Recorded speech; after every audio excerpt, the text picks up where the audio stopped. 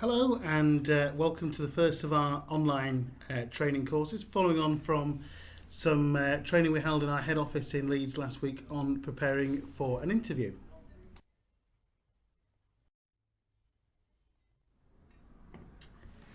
Just a quick introduction for those of you who may not have spoken to me or met me before. My name is Matthew and I'm the Sales Manager at Academic Appointments.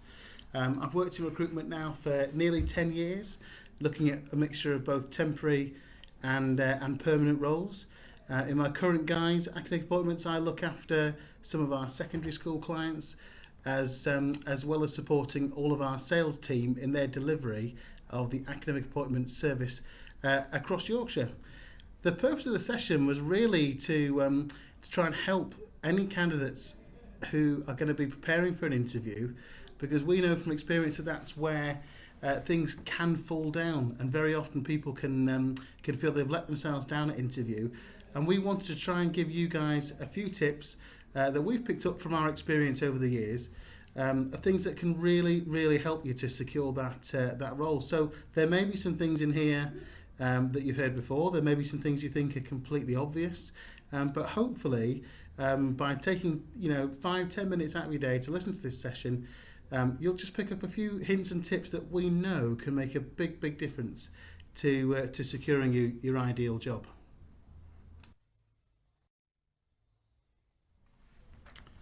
So as I mentioned, the training was completed in our offices last week, 25th of May, and we had a variety of attendees, from people who were very experienced, people who were at the top of the pay scale, from teachers that have maybe looked at either head of department or senior roles. We had an NQT who had done some work on supply but hadn't yet secured a permanent post. We had somebody who was looking to get their first rung on the ladder, really, in terms of their kind of training experience, whilst they look to become an NQT, hopefully in the near future. And we had somebody who was overseas trained, been in the UK for 15 years plus, but was obviously adapting to life with the British curriculum and the interview kind of styles that we may have here. And the overwhelming experience that people had of interviews was distinctly underwhelming, and a lot of people in the room shared that they dreaded being kind of called for an interview or for being under interview conditions. The kind of key themes that came out were how to sell yourself, and adequately preparing for questions that were going to come up, and just really how to impress upon the people that are doing the interviews how much you want the job, and how to do that without compromising your own position and views, and your kind of natural style, really.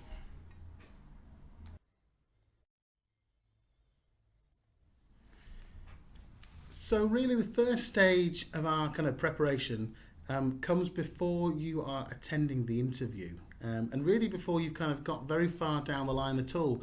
And the first thing we would say is make sure that you ask relevant questions about the job that you're going to be applying for. Make sure that you really do want it. And again, we hear frequently from hirers at schools that people turn up for interview who on the day, it turns out, when they find out more about the job, don't really want it, and it's been a waste of time for them and for the school involved, and it's a frustrating experience. So if you're working with an agency like Academic Appointments, your consultant will be able to ask questions on your behalf, and hopefully will have most of the answers that you may need before you're actually applying or accepting an interview at these schools. If you're applying to something direct, then there'll generally be a dedicated contact within the school to answer questions. Sometimes this can be the head teacher's PA or a HR manager. You'll notice within the advert there's very often a person that you're instructed to contact. We recommend that once you've accepted that interview, that you really research the school. Make sure you look at Ofsted. Make sure you look at the school website.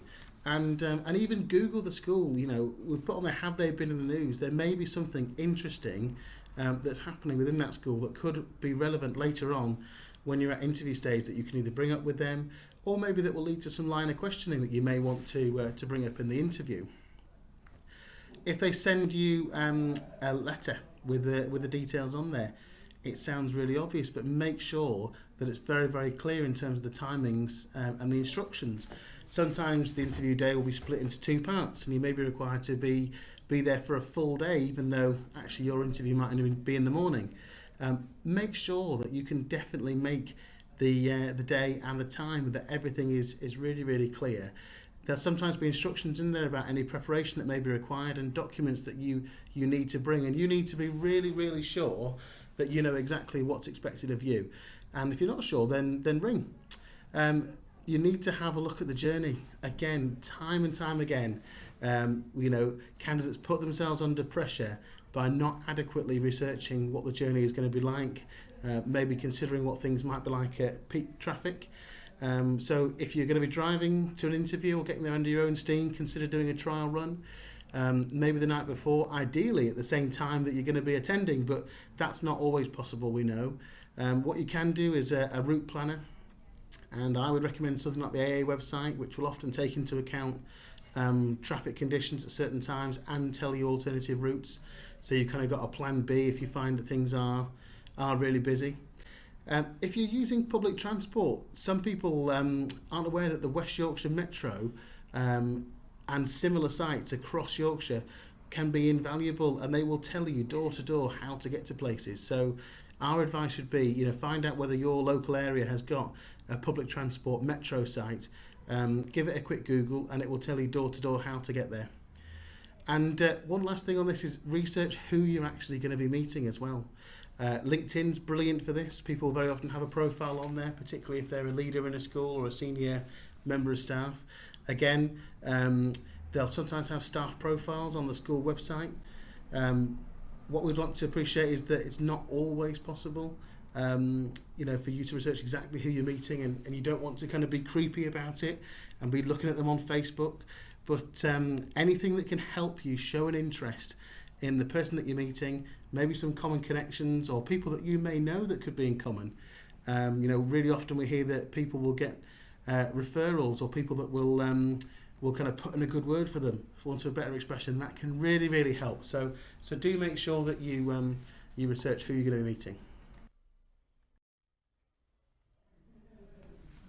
So following on from the preparation that you'll do prior to meeting with the relevant interviewer, they may require you to plan a lesson or an activity, particularly if you're going to be teaching. They'll often want to see you in action.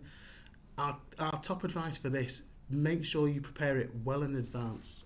Again, we hear time and time again that people have left it until the night before. Then they have a problem with saving the document.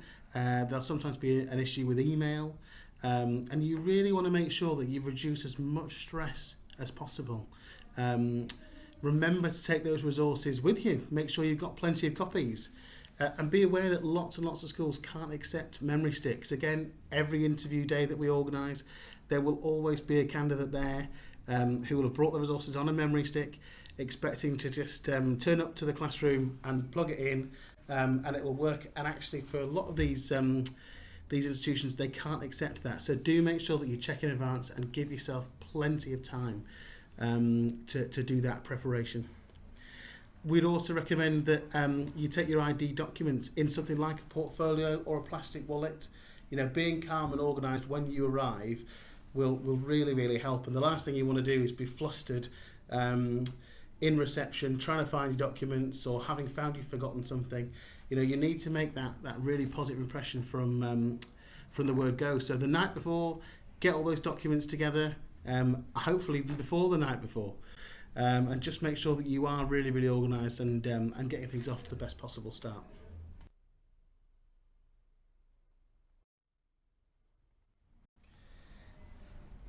So the next area of preparation that we think is really, really underutilised by candidates is to practice for commonly asked questions and answers that you would come across during an interview and like to give, and you want to present yourself in the most positive way during an interview.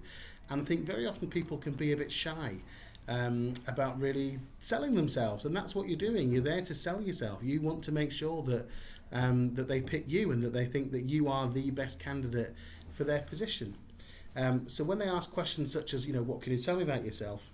it's important to focus on the things that will help you get the job, the areas of your career that you've developed, anything outstanding that you've been able to receive kind of wider praise for. When you talk about your strengths, make sure you focus on things that are from a career perspective. An area that can be tricky to manage sometimes is the weaknesses that you may have, and it's important that we recognise everybody has weaknesses. Everybody has things that you're not good at, and you need to put a kind of a positive spin on the areas that you've had to work on. And I think it's a really positive thing to say to a hirer is something that I've had to work on, or an area that I've had to develop over the years. It kind of tells them that you recognise you've got weaknesses, but you've worked on them. You've worked hard to overcome them, and you make sure that they're not a barrier to doing that job. So when they talk about, why should they consider hiring you, things like that, make sure you've written down 2 or 3 things that you know that you've done that are outstanding, because there will be things. And as I say, I can't reiterate enough, an interview is the time that you need to be a show off. You need to make sure that that you tell them why you're good, because if you don't do it, nobody else is going to do it, and all those other candidates there, the person that best sells themselves at interview is going to be the one that gets the job. One thing that we would highlight on this kind of list of questions is, is there anything that you would like to ask me? The answer has always got to be yes. You need to have prepared some questions that show that you're interested in the environment that you're going to be working in, and that you've really taken some time to consider what it would be like for you to work there. So great things to ask will be about any future plans for the school, if there are particular policies that you would like to know about, things that are practical but that demonstrate that you're envisioning your being a part of their success in the future. Key things that we would avoid at an interview would be things that make it a little bit too personal. So asking what time you can leave every day, things like that, which people do bring up, and I think generally it's because people get nervous and they haven't prepared something. So when someone says, have you got something you'd like to ask me, they end up blurting out something that they probably don't want to say, and kick yourselves afterwards when you're on the way home thinking, why did I say that? Because I just came across in a negative manner. Something that we could spend probably a whole session on, and we maybe do in the future, is looking at the answers to competency-based questions, where schools will ask you to give examples of a time that you may have shown leadership or had to overcome a barrier or an obstacle, and you need to kind of think about what kind of things will they want to know about, and do I have maybe 4 or 5 examples of things that you've encountered in the workplace that you've been able to overcome or make a success, and just have those kind of ready in your locker to talk about.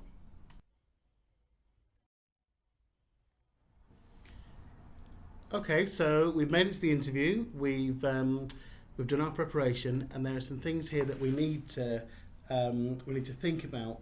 And now we're actually in the interview setting. So the first thing, a welcome and an introduction. Make sure that you are positive. If people come into the room and you've been waiting to meet them, make sure you stand up. Make sure you do a handshake. Make sure you say hello. Look positive. Look interested.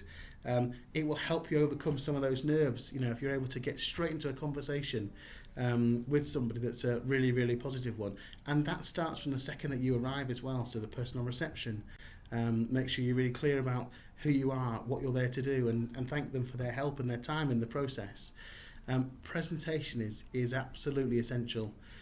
Look smart. It's much better to be in an environment where you think you're slightly overdressed. If you're a gent, you can take a tie off, for example, if you need to, but you don't want to be sitting there, in the kind of waiting room, looking at other candidates, thinking that you look a little bit scruffy, or that you're not appropriate for the setting that you're in. So obviously we support a number of different education institutions.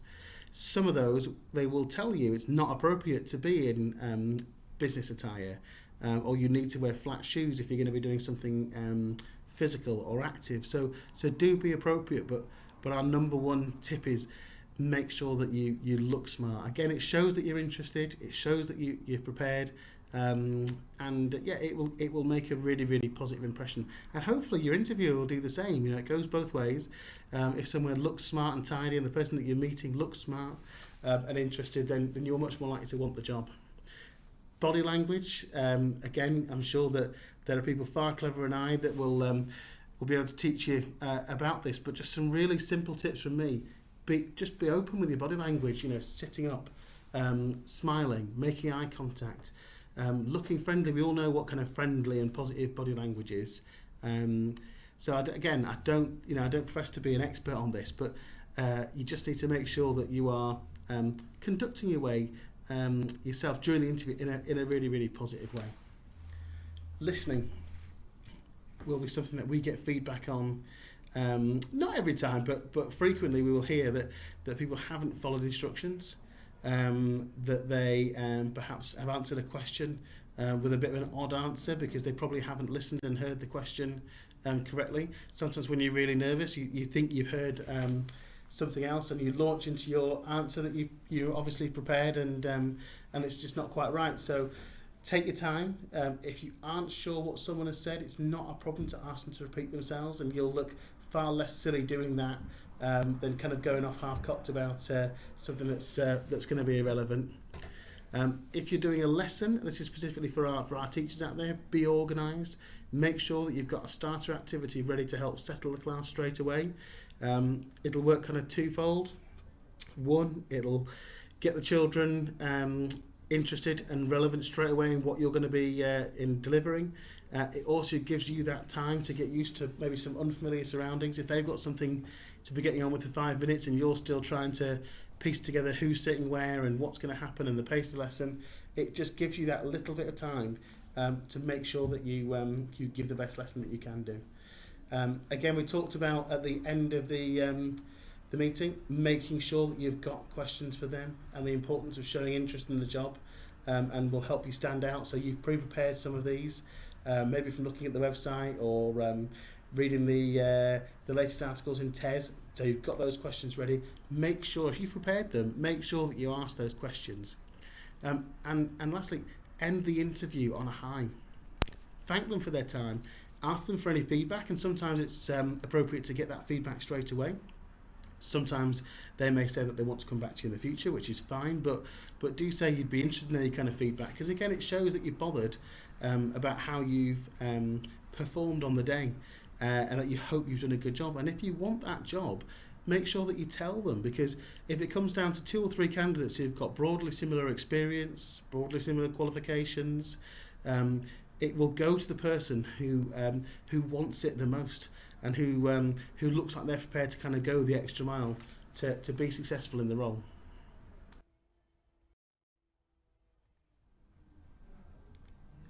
So the interview's over. You thank them for the time. What's next?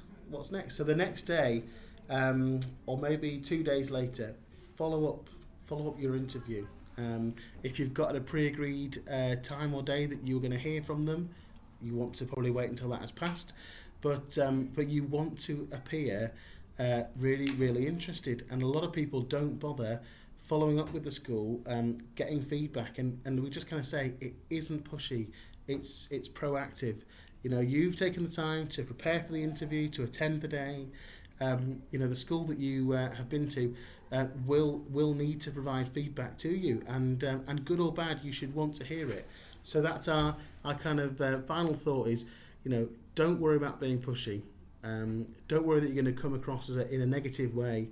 In our experience, it's those candidates that do follow up on their interviews that come across in the most positive way. Thank you for the time. I hope it's been useful. We welcome any questions or feedback that you may have, and look forward to speaking to you soon.